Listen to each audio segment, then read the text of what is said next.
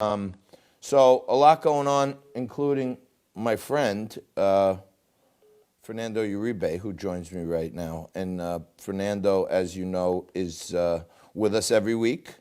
And when Fernando comes on, I usually try to break him down on what's happening over in the Garden State. Fernando, thanks for joining us today, brother. How are you? John, good to see you. Thanks for having me back on here today. Of course. So what's happening over there in the Garden State? Phil Murphy, I actually heard him this morning, and he sounded pretty reasonable. He said that, they had to reopen, but he also said that they need some kind of phasing in of the opening, and he says that in the last month or 6 weeks, they've done a lot to build up their stockpile and hospitalization capacity. So if there is a little bit of an upspike, he feels Jersey might be okay for some staged reopening. Well, John, it's interesting you bring that up because I know that over the weekend the news cycle was filled here in New Jersey about the governor's direction and what he's looking to do as it pertains to reopening the economy. And for a lot of New Jerseyans, the idea that came out of his office really was, trying to double the number of COVID-19 tests that are being conducted every day.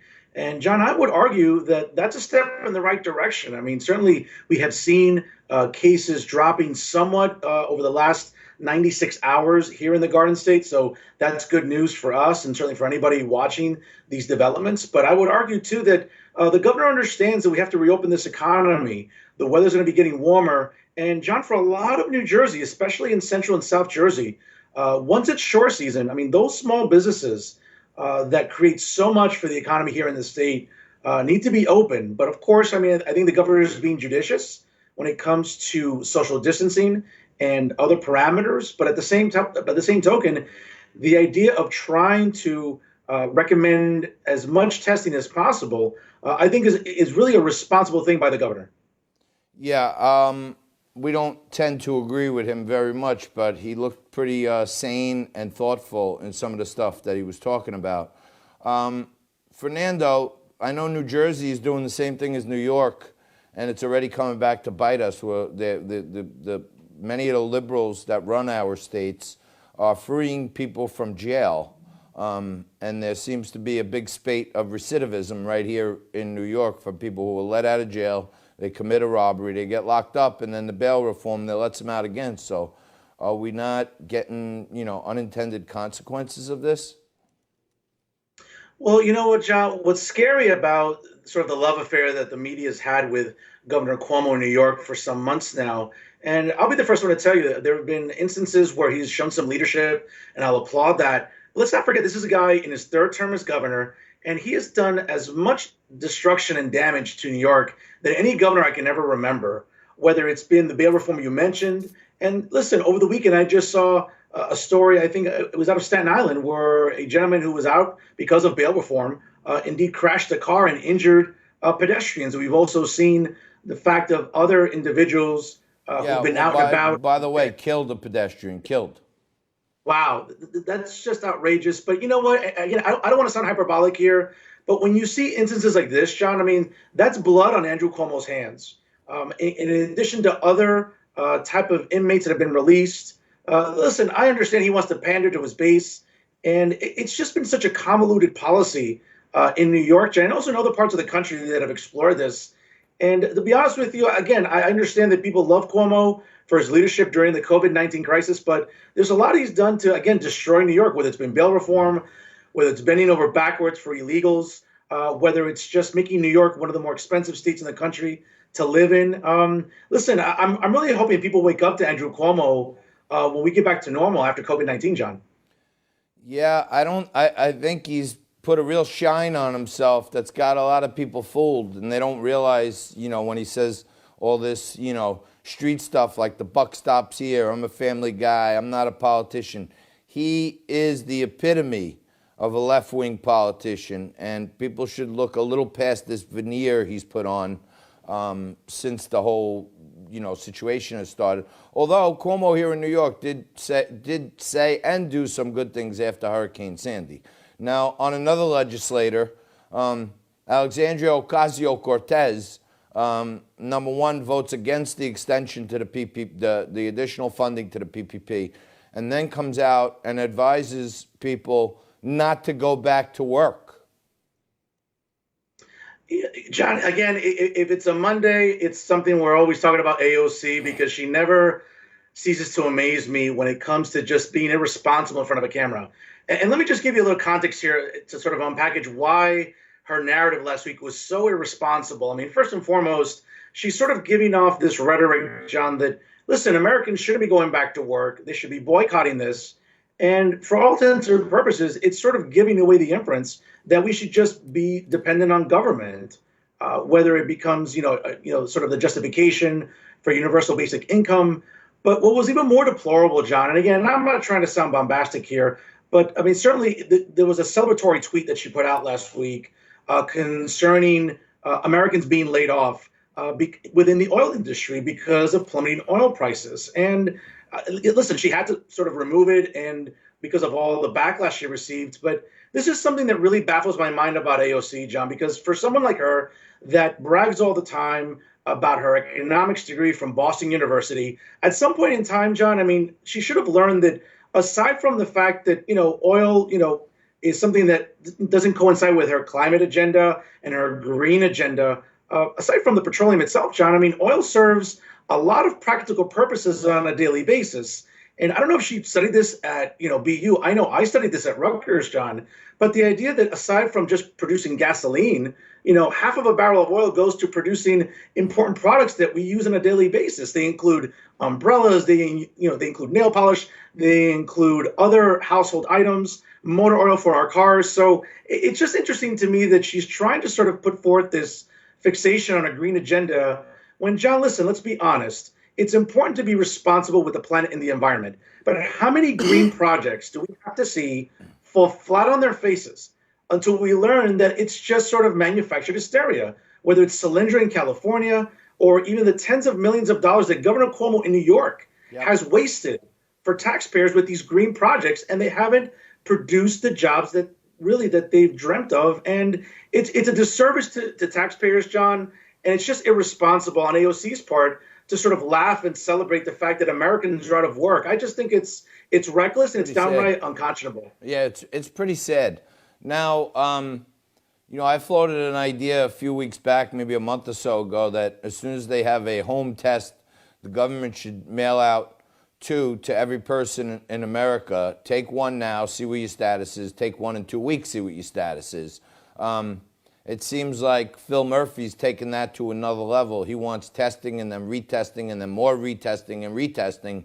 It sounds like he's setting up a straw man to say that the federal government never helped us enough because they just want more retesting. Well, it's interesting you bring that up, John. And again, I'll applaud the governor here in the Garden State on this occasion because he certainly wants to be proactive in trying to sort of flatten out the curve. And more so, the idea that, again, he understands the importance of the economy reopening. Now, in terms of how often this testing will take place, how it'll get paid for, is interesting coming from Phil Murphy, because I don't know if you saw it over the weekend, John, that he was very interested, just like Governor Gavin Newsom in California, he's looking to set up a fund for illegals to receive some sort of stimulus money, because as you know, under the current parameters, anyone who's here illegally does not qualify for a stimulus check. So, once the governor sort of puts himself out there in this way of putting forth a responsible, narrative and policy, he goes back to his pandering to his liberal base. And again, I think it deflects from what I think is responsible leadership on his part, but then he just deviates to the norm, John. Yeah, I keep my eye on both my governor here in New York and his liberal counterpart in New Jersey. Although we have a crazily exacerbated number here in New York, it seems like as a comparison with the closeness we have in the early stages of this January and February, a lot of people from New Jersey work in New York City.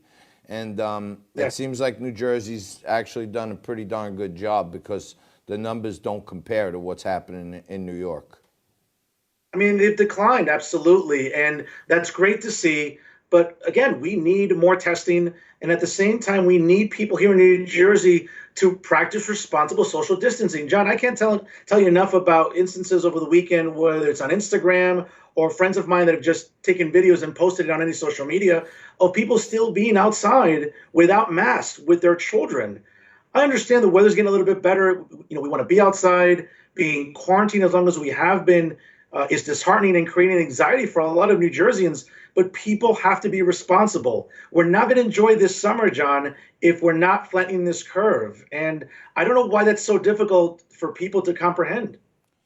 Yeah, well, we got we got one great medical expert coming up in just a little bit. Dr. Louisa Petrie's going to be here. She's been with us many times. She's a cardiologist, and she's saying that the lack of testing, Fernando, has really skewed the numbers in weird ways. And there are some studies out there that some places are reporting now with the antibody testing about 50 times more than the cases reported are actually showing results of having been, affected with the virus at some point because there's antibodies. So the numbers Yes. the numbers could get better and better for us if we find out that there's a significant portion of the population that's already immune to it. It kind of helps that herd immunity thing. You just got to keep, those who aren't antibody tested, keep an eye on them. And it looks like it may become a smaller and smaller pool of people. And I think Fauci said in the beginning of this, about 80% of Americans over the next 18 months will at some point have been caught by this. Most will remain asymptomatic. Some will have mild symptoms. And then, the smaller percent of older folks in pre-existing conditions will have, some more, exaggerated outcome. Unfortunately, some of them deaths. But I think somehow or another, we got to start getting people back to work, just get the engine started again and get them at least back on the treadmill. You know what I'm saying? No, John, listen, you're absolutely right. And as it pertains to reopening the economy, we're seeing many states as soon as May 1st coming up this week wanting to reopen the economy. And for a lot of Americans, John, it's important to get back to work. Listen, it's just as vital to be healthy. We certainly don't want to see a spike in cases. And as you mentioned before, there have been a lot of medical experts talking about later this fall and maybe next winter, where who knows, maybe a different strand of this virus could mutate and become evident. And that could certainly pose problems for a lot of Americans. So again, let's take it a day at a time. I'm with you. Again, the medical data is out there. We'll see what happens in the weeks and months ahead. But it's something to keep an eye out, John. Again, especially as the weather's getting warmer, people want to be outside. But more important, people want to get back to work. And there are a lot of small businesses that are struggling to stay afloat. And Americans want to be productive. People need food back on their table. People need the ability to be able to pay their bills. And right now, that's not becoming a reality. And it's scary for a lot of Americans, John.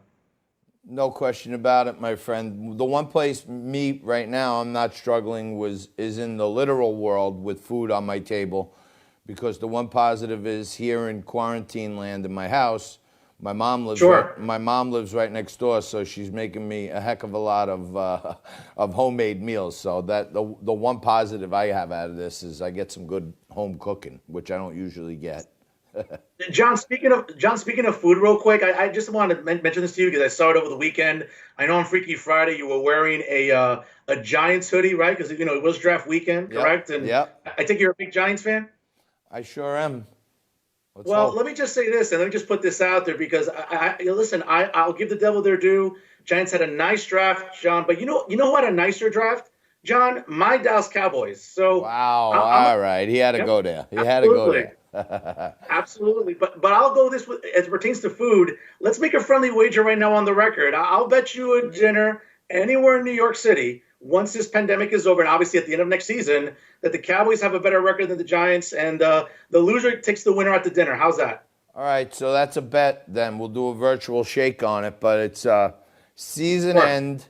Whoever has the better record, Giants or Cowboys, the supporter of the losing team pays for a nice, healthy New York City dinner of the winner's choice.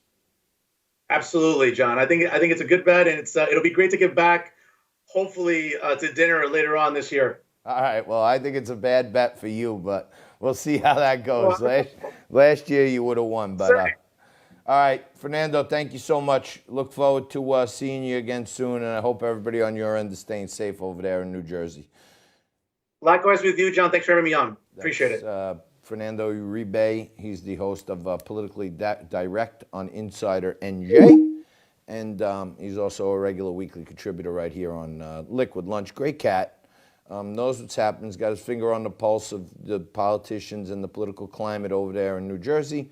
And I like the fact that he's a professor at a community college because he's got his ear to the ground on what young people and what's happening on campuses, even in a crazy the cure can't be worse than the liberal disease. state like New Jersey.